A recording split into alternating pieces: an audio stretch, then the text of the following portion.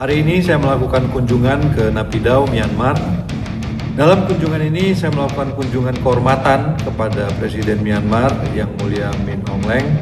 Oke, dua kabar yang cukup manjos. Nah, kali ini yang pertama datang dari Menteri Luar Negeri Indonesia yang ternyata baru-baru ini datang langsung ke Myanmar, bos. Bahkan tak main-main, beliau juga mendatangi langsung bintang utamanya yang dulu tahun 2021 ke atas sering nongol di video admin. Siapakah itu? Nanti kita bahas, bos. Sekarang sudah jadi apa ya kan? Kemudian apa tujuan menteri kelas atas kita ini mendatangi Myanmar? Apakah kini Indonesia berubah jadi mendukung Myanmar, negeri yang penuh dengan perang saudara ini? Setelah ini kita kupas. Kemudian kabar kedua nanti bocoran mantap lagi datang dari lembaga Kris, bos, terkait jadwal kedatangan rudal balistik Khan gelombang kedua. Nah, kapankah itu? Penasaran? Cus! Markilas, mari kita ulas berita lengkapnya satu per satu, bosku.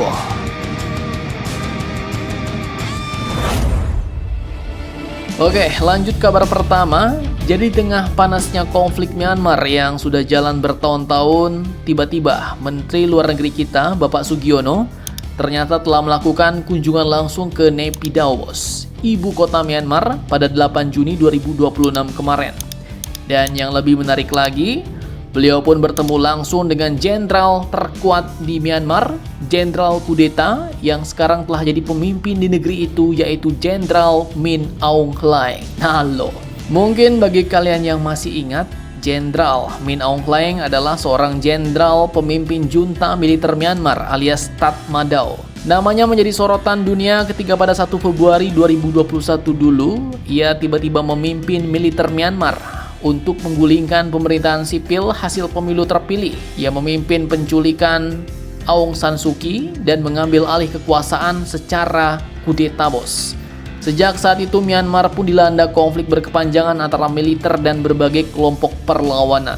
Dalam beberapa tahun berikutnya, kini Jenderal Min Aung Hlaing ini pun semakin mengonsolidasikan kekuasaannya hingga akhirnya kini menjabat sebagai pemimpin negara, bos. Meski banyak pihak di dunia masih memperdebatkan legitimasi jalannya pemerintahan junta militer Myanmar. Nah, sekarang pertanyaan intinya nih, bos. Mengapa Indonesia justru mengirim Menteri Luar Negeri untuk bertemu langsung dengan jenderal terkuat Myanmar ini? Nah, jawabannya ya jelas bukan untuk memberikan dukungan politik terhadap konflik, melainkan untuk menjalankan diplomasi, bos. Jadi dikutip dari banyak sumber berita berikut, Indonesia ternyata masih ingin menjaga jalur komunikasi agar peluang terciptanya perdamaian tetap terbuka. Dalam dunia geopolitik, berbicara dengan pihak yang memegang kendali memang seringkali lebih efektif dibanding hanya menyampaikan kritik atau teriakan-teriakan dari kejauhan, bos. Ibarat ingin memadamkan api ya, tentu lebih mudah ya kan? Jika kita bisa mendekati sumbernya daripada sekadar teriak-teriak dari balik pagar. Nah, selain bertemu Jenderal Min Aung Hlaing, Menlu Sugiono juga bertemu Menteri Luar Negeri Myanmar untuk membahas hubungan bilateral, kerjasama kawasan, hingga peluang ekonomi dan pendidikan. Kunjungan ini juga menjadi bagian dari rangkaian keterlibatan negara-negara ASEAN terhadap Myanmar, setelah sebelumnya Filipina, Thailand, dan Malaysia melakukan langkah serupa. Nah, namun yang paling menarik justru adalah pesan yang dibawa Pak Sugiono nih dari Presiden Prabowo, bos. Indonesia bahkan menyebut bahwa Myanmar adalah bagian dari keluarga ASEAN. Nah, lantas apakah sebenarnya makna kalimat ini? Apa saja pesan dari Presiden Prabowo? Apakah kini Indonesia sedang mengubah sikapnya terhadap Myanmar atau justru memiliki strategi diplomasi yang lebih besar? Simak videonya sampai habis, bosku. Oke, di dalam pertemuan tersebut Menlu Sugiono menyampaikan langsung pesan dari Pak Prabowo, bos. Intinya, katanya Indonesia tetap berkomitmen mendukung terciptanya perdamaian yang inklusif dan berkelanjutan di Myanmar. Indonesia pun juga menyatakan siap bekerja sama dengan seluruh pemangku kepentingan guna mendorong dialog dan penyelesaian konflik secara damai. Kemudian juga muncul kalimat yang cukup greget. Menlu Sugiono sampaikan bahwa Myanmar adalah bagian dari keluarga ASEAN. Nah, maksudnya ini pun jelas cukup dalam, bos. Artinya, ASEAN tidak menutup mata terhadap konflik yang terjadi.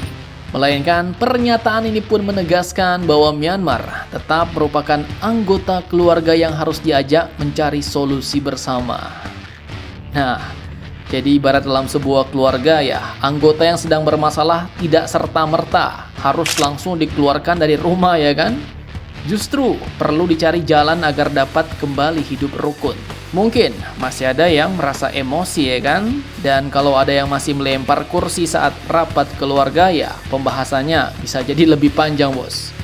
Indonesia pun juga kembali menegaskan pentingnya menjalankan 5-point konsensus ASEAN, yaitu kesepakatan yang disusun sejak 2021 silam sebagai kerangka penyelesaian krisis Myanmar.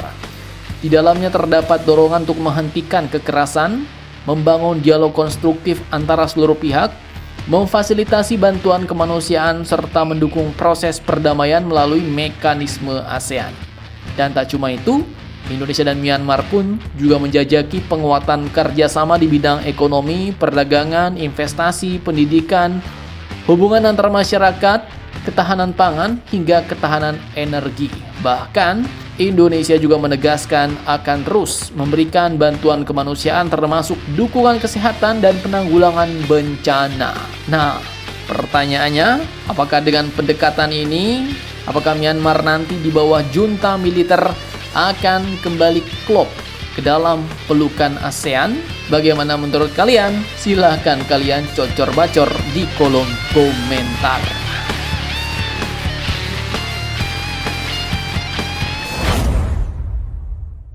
Oke, lanjut kali ini sedikit kita bahas bocoran yang lagi bikin greget nih bos. Dari akun lembaga Chris Ribbon menyebut bahwa gelombang kedua rudal balistik Khan akan tiba di Kalimantan pada pertengahan Juni 2026 ini.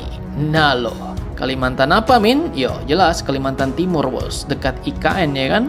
Datang lagi nih, dan dengan ini mungkin nanti rudal balistik Khan sudah lengkap nih, atau mungkin akan mendekati lengkap. Admin pun kurang tahu bos. Namun jika sudah lengkap, maka pastinya akan diserah terimakan secara seremonial bos. Namun ya, catatan penting, sampai saat ini belum ada pengumuman resmi dari Kementerian Pertahanan maupun TNI Angkatan Darat mengenai tanggal pasti kedatangan gelombang kedua tersebut. Dan seperti yang kita ketahui dari berbagai laporan terbuka adalah bahwa batch pertama sistem Khan memang telah tiba di Indonesia dan terlihat di Kalimantan Timur. Sementara pihak TNI Angkatan Darat juga pernah menjelaskan bahwa sistem tersebut merupakan bagian dari pengadaan awal bos. Namun jumlah rudal maupun jumlah launchernya belum pernah diumumkan secara resmi.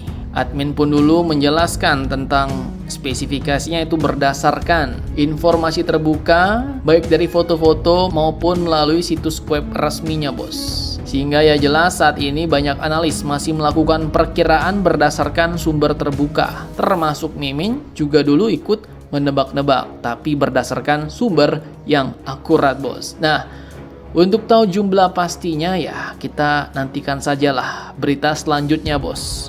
Untuk spesifikasinya dulu sudah sering admin jelaskan bos. Jadi kalau ada pertanyaan silahkan kalian tanya di kolom komentar. Mantap, mantap jos.